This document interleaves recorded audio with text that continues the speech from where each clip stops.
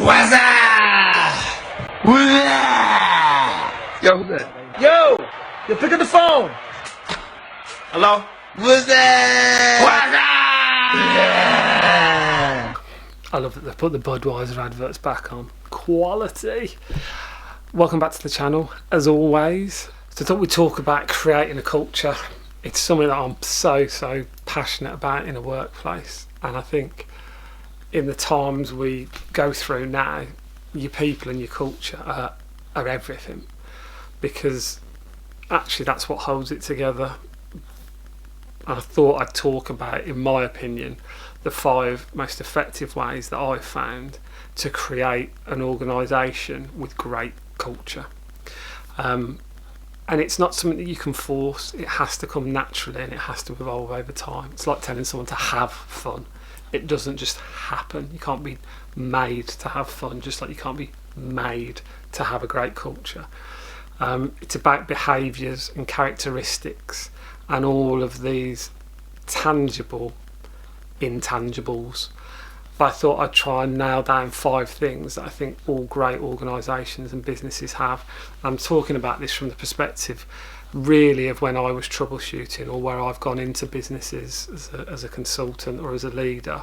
I suppose in what I specialised in for quite a long while, which was kind of business recovery, business turnaround or driving profit. And I really quickly learned you can't ever do that without the people.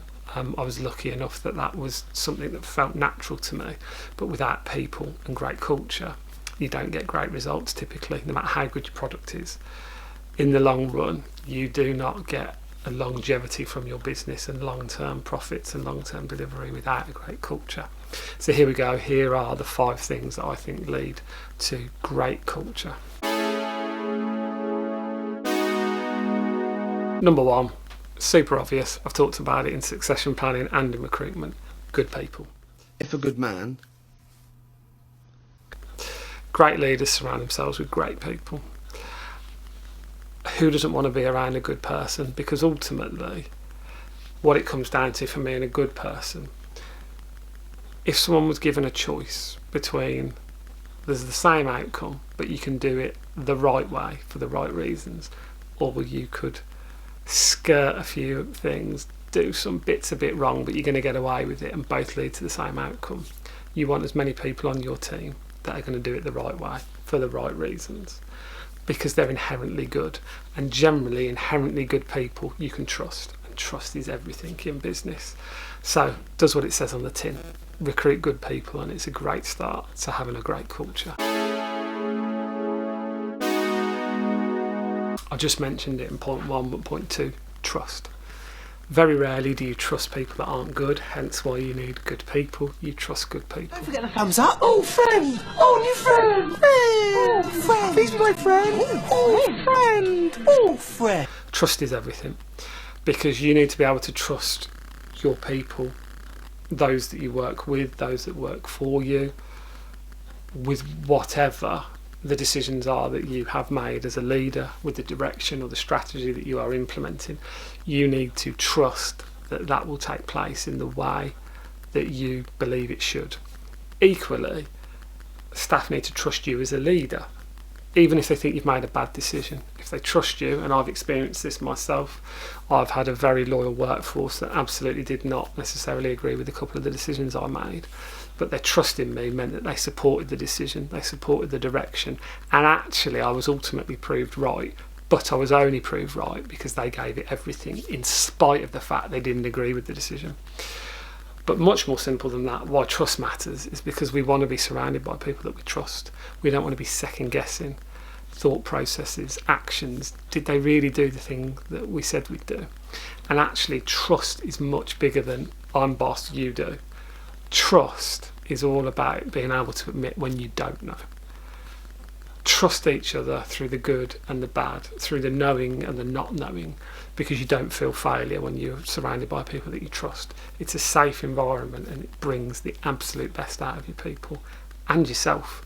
So trust is everything, and that's number 2.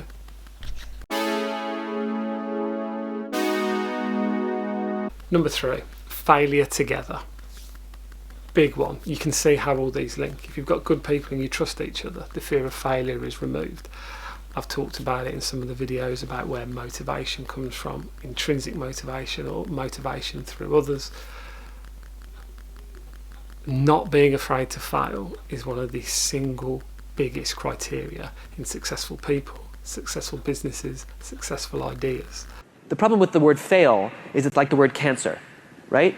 If you have stage 4 lung cancer or stage 4 liver cancer and you have a mild melanoma with a 99.999% chance of you'll be fine, both of those things are called cancer. And the problem is they're not the same thing.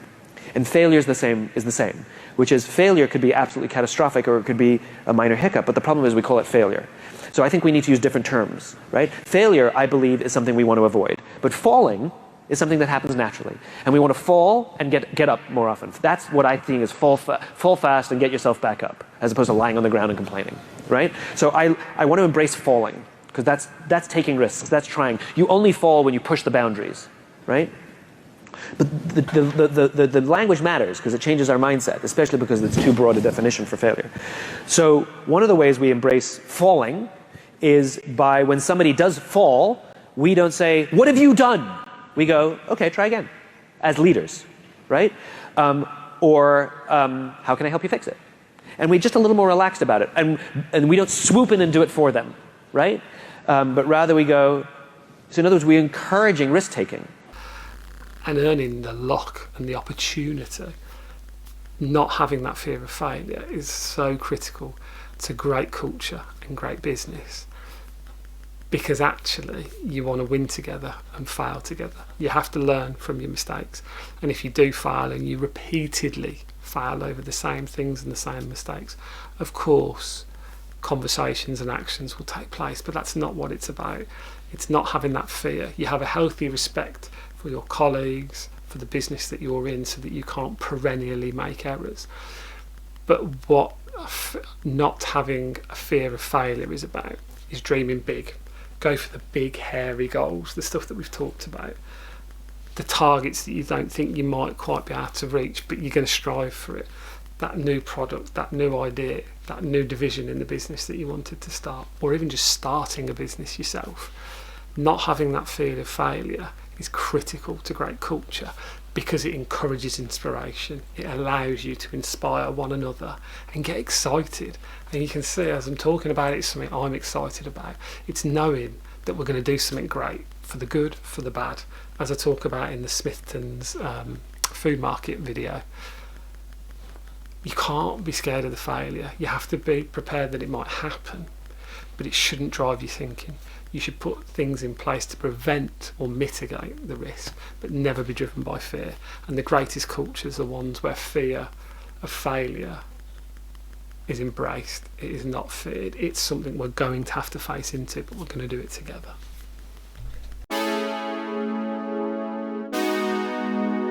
Number 4, autonomy. A lack of autonomy absolutely kills and renders so many businesses impotent. You cannot have a single decision maker at the top that disseminates everything down to the bottom. Doesn't work. At the same time, I'm not an advocate of a completely flat structure. There has to be decision makers. There has to be a hierarchy. There does have to be some form of chain of command. But within a chain of command and a framework, there should be absolute freedom within there. So I said, "Do we need to revisit the rules?" She looked at me and said, "Dad, I know why we have the rules. I've been part of the conversations, remember?"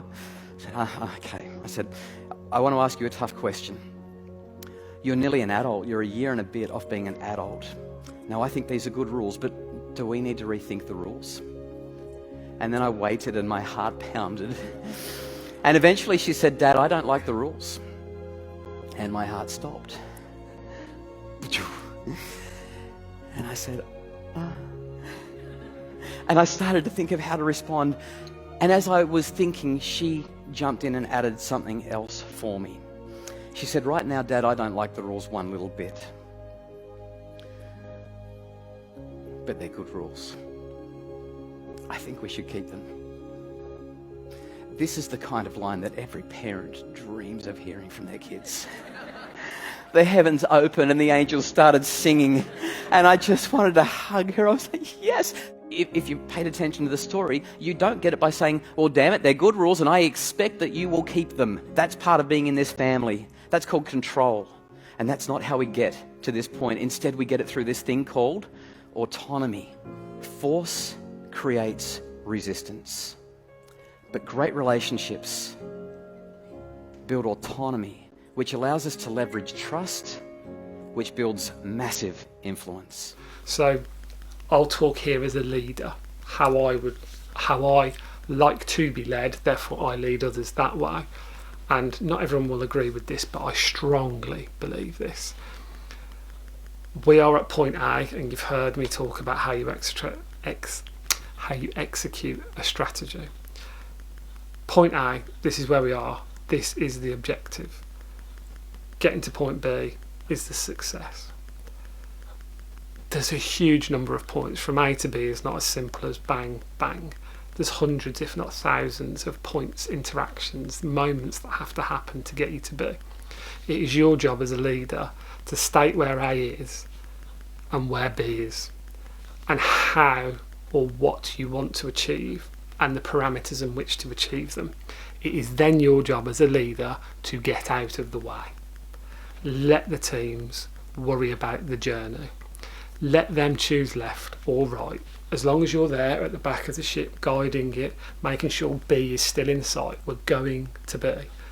Outside of that, give complete and utter autonomy. Because remember, we've taken stage steps. We've recruited good people. We trust each other. And we don't fear failure.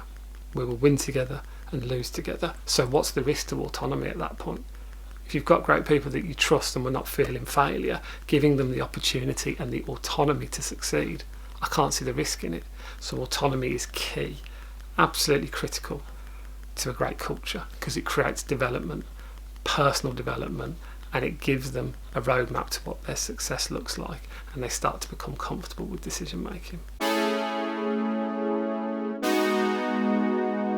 Number 5, in the key to creating a great culture, transparency. It's the final one, and it's the one that comes naturally. Once we've got good people, we trust them, we don't fear failure, and we've given them autonomy, we may as well work transparently at this point. Here's the results of the company, here's what I'm thinking, I'm faced with this decision, I don't know, in all honesty, whether I'm making a good or a bad call. I'm being transparent here. It's my job to make the call, I'm not burdening you with it, but this is what's going on, guys. We've made great money this month. We've made great money this year. We've actually lost money, I'm sorry to tell you. Be transparent. Tell your people. The more information you can give them, the more armed they are to help you and your business come through the tough times. But actually, equally, they can enjoy the great times with you because they can see what their impact was. Numbers on a spreadsheet are just numbers on a spreadsheet until you explain what they mean and the impact that it has on people. And transparency isn't just numbers, it's a huge part of a successful business.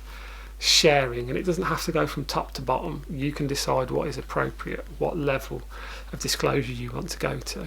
But transparency is transparency across the board. You don't get to pick what is and isn't transparent. That is counterintuitive to transparency. And I'm sorry that I sound preachy and passionate about the subject of culture and transparency, but I think it's so important. If you mushrooms, I've said it in other videos, kept in the dark, fed on shit, that will be the death of your business.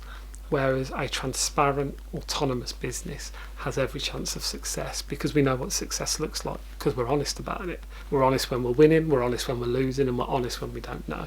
Because as a team, we will make the best decisions. And if you are part of that team, you want to understand the considerations. And if you're leading that team, it's great to know that you've got the support, but actually equally, that you're confident and comfortable enough as an owner, as a leader, or as a manager to admit when you don't know, but you will make the big calls when the time comes because you are transparent in the way that you work so people understand the decisions you've made. So that's it for today. It's a subject that I think is so important, and you could say maybe more than ever right now, but I don't think that is true. I don't think there's ever a moment in time where having a great culture with great people has ever not been important. It's what makes the world go round, and it's what will make your businesses successful. It will increase your customer loyalty, it will increase your staff retention, and you know what? It'll be a happier place to work in a great culture. We've all had moments in our career where we've worked in companies with amazing culture. As I'm talking now, I can picture 2 or 3 businesses I've worked in where it was an absolute pleasure. Doesn't mean it wasn't hard work, but I genuinely enjoyed every day with the people I worked with. And I think that's really what creating culture is about. And I think as leaders, as entrepreneurs, as managers, if you are in those roles, we're obligated to try and create that for the people we work with or work for.